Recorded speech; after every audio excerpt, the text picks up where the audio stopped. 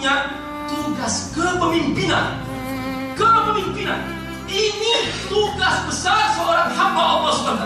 Allah ingin bumi ini dikelola oleh hamba-hamba Allah yang tahu maksud Allah orang Islam, yang tahu tujuan Allah menciptakan bumi, menciptakan langit, orang yang beriman kepada Allah.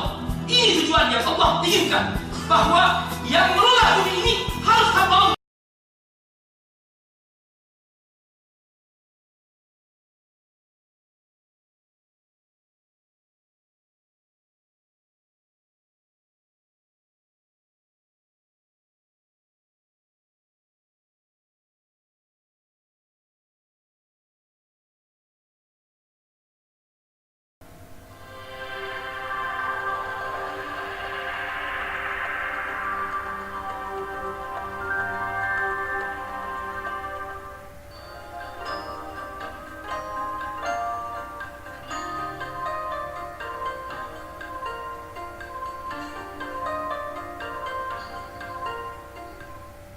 Setiap yang Allah haramkan pasti tidak baik.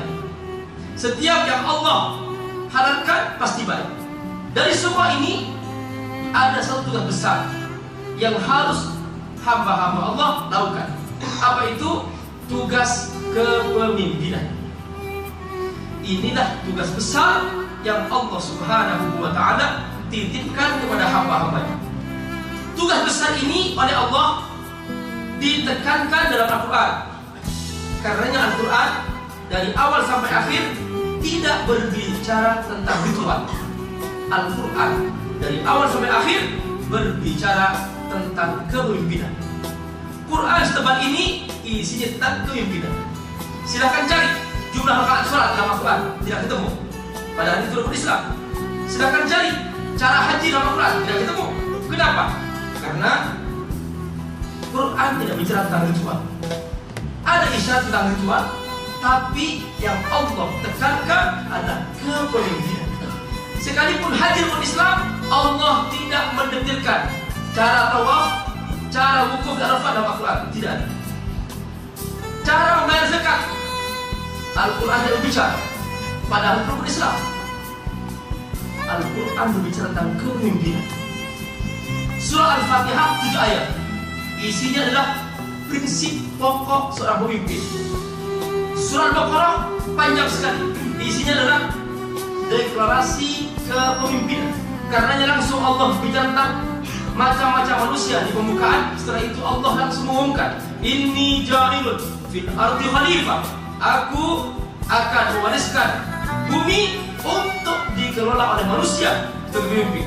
Setelah itu Allah berbicara panjang lebar tentang contoh-contoh kepemimpinan. Kisah Bani Israel dalam Al-Quran, contoh pemimpin yang gagal. Kisah Ibrahim AS, contoh pemimpin sukses. Kisah Tolud di bagian akhir Al-Baqarah, pemimpin sukses. Masuk kepada Ali Imran, surah berikutnya, isinya tentang prinsip pokok seorang pemimpin. Seorang pemimpin harus punya visi ke depan, punya kepribadian, punya akidah yang kokoh. Semua Allah ceritakan dalam surah Ali Imran. Setelah itu Allah Subhanahu wa Ta'ala menyebutkan surah An-Nisa. Surah An-Nisa bagian ketiga. Kenapa? Bahwa tugas pokok seorang pemimpin melindungi rakyat yang paling lemah, dialah wanita. Dan dalamnya banyak sekali cerita tentang rakyat yang lemah dalam surah An-Nisa. Dan seterusnya Allah bercerita tentang jatuh bangun kepemimpinan dalam Islam, dalam sejarah manusia. Allah sebutkan hancurnya Romawi, Persia, semua Allah ceritakan dalam Al-Quran. Kemudian Allah SWT menyebutkan contoh-contoh pemimpin sepanjang sejarah manusia, dan mereka dijadikan nama surah oleh Allah SWT. Ada surah Hud, surah Ibrahim, surah Yusuf, surah Muhammad. Itu semua contoh-contoh pemimpin dalam sejarah manusia. Nah, ini tugas besar. Dari sini kita paham kenapa Allah Subhanahu wa Ta'ala memperkecil porsi ritual dalam Islam. Kenapa yang diwajibkan oleh Allah untuk kita sholat setiap hari hanya 5 waktu. Kalau kita tidak berpikir lebih panjang, kita mengatakan Allah tidak punya program. lebih banyak program perusahaan kita. Perusahaan kita programnya Masya Allah, jam 8 sampai jam 5 kita wajib berpisah dari keluarga, tinggalkan anak, tinggalkan rumah tangga, semua kita tinggalkan hanya untuk perusahaan.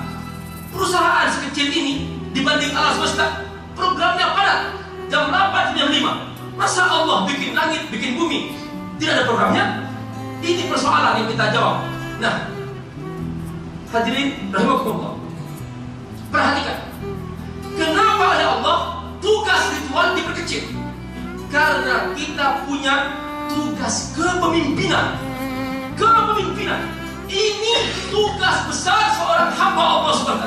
Allah ingin bumi ini dikelola oleh hamba-hamba Allah yang tahu maksud Allah, orang Islam yang tahu tujuan Allah menciptakan bumi, menciptakan langit, orang yang beriman kepada Allah. Ini tujuan yang Allah inginkan, bahwa yang mengelola bumi ini harus hamba Allah.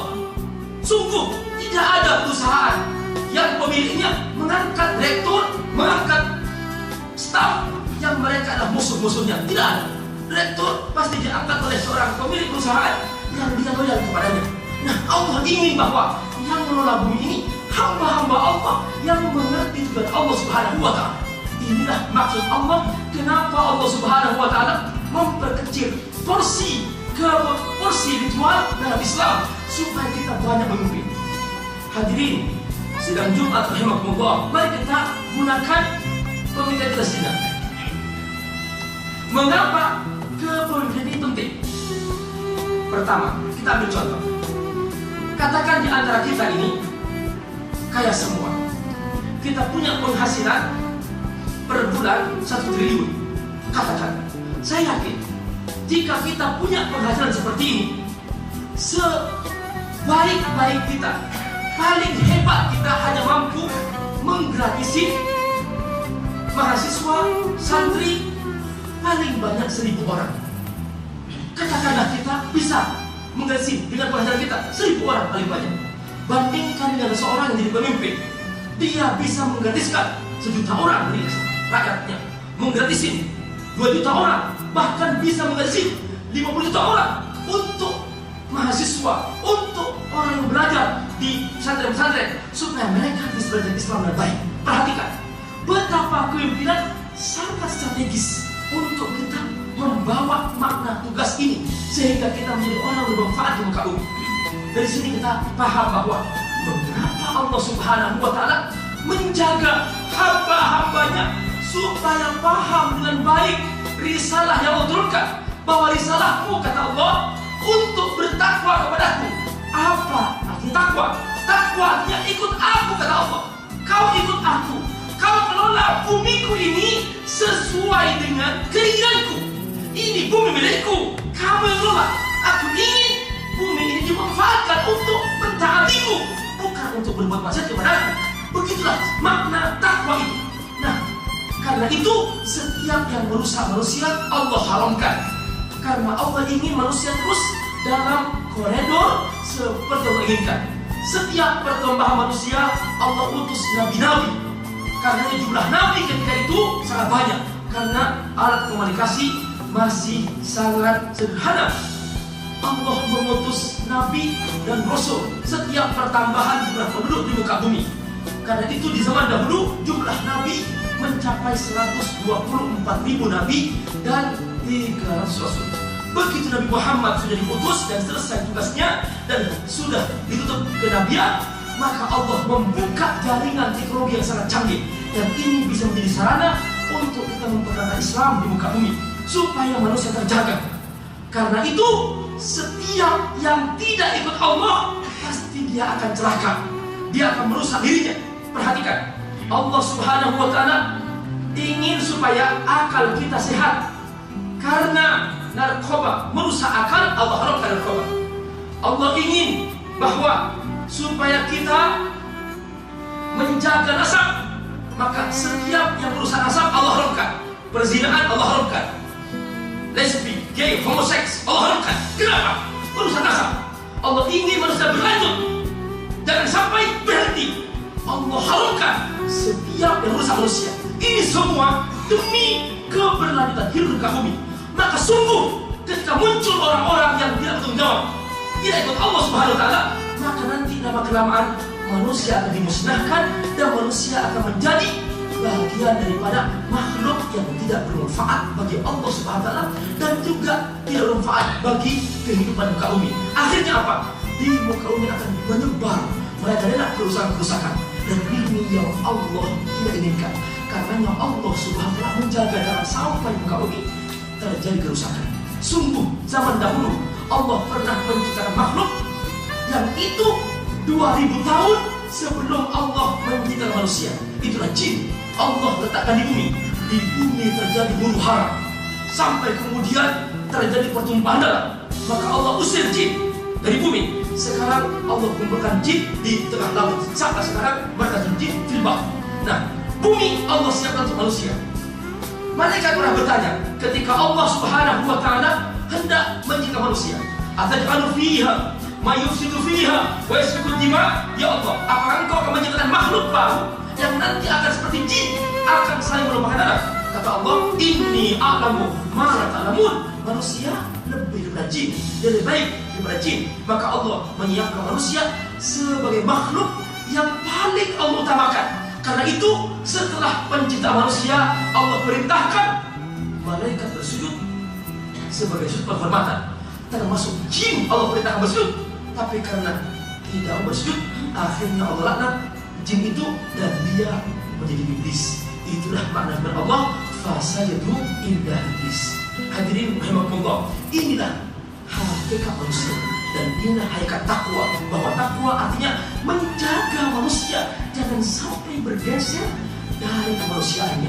Bahwa ini aset terbesar untuk menyelamatkan hidup di muka bumi. Ketika manusia tidak ikut Allah, maka dia seperti karyawan tidak ikut aturan perusahaan. Perusahaan akan hancur. Maka ketika manusia hidup secara nafsunya di muka bumi, maka dia seperti karyawan di perusahaan, tidak ikut aturan perusahaan. Maka bayangkan bagaimana yang akan terjadi di perusahaan itu ketika semua karyawan seenak nafsunya berbuat apa yang diinginkan. Tentu perusahaan akan hancur. Maka demikian juga ketika Allah pemilik mutlak langit dan bumi, aturannya tidak diikuti, maka akan hancur muka bumi. Disinilah mengapa kepemimpinan menjadi penting, bahwa Allah ingin yang memimpin muka bumi inilah orang-orang yang paham maksud Allah Subhanahu, bukan orang-orang yang menguasai Allah dan tidak beriman kepada Allah Subhanahu. Bismillahirrahmanirrahim. Walau anna ahlal qura amanu wattaqaw lafatahna 'alaihim barakatin minas sama'i wal ardh walakin kadzabu fa'akhadnahum bima kanu yaksibun. Kata Allah, di bumi aku tidak butuh orang-orang hebat. Allah sudah maha hebat. Kata Allah, di bumiku aku tidak butuh orang-orang ahli teknologi, ahli komputer, ahli semuanya, ahli ekonomi, politik. Aku tidak butuh itu, kata Allah. Aku sudah hebat. Tanpa mereka aku bisa mengelola bumi. Yang Allah butuhkan apa? Orang yang jujur beriman kepada Allah. Aman. Yang kedua, orang yang jujur bertakwa kepada Allah. Walau anna ahlul qura amanu wattaqaw. Jika penduduk sebuah negeri mereka jujur beriman kepada Allah, ikut apa kata aku, dan bertakwa kepada Allah, la fatahna 'alaihim barakatin minas sama'i wal ardh. Aku menjamin akan aku buka keberkahan dari aku, kata Allah, dari langit dan bumi. Aku menjamin keberkahan.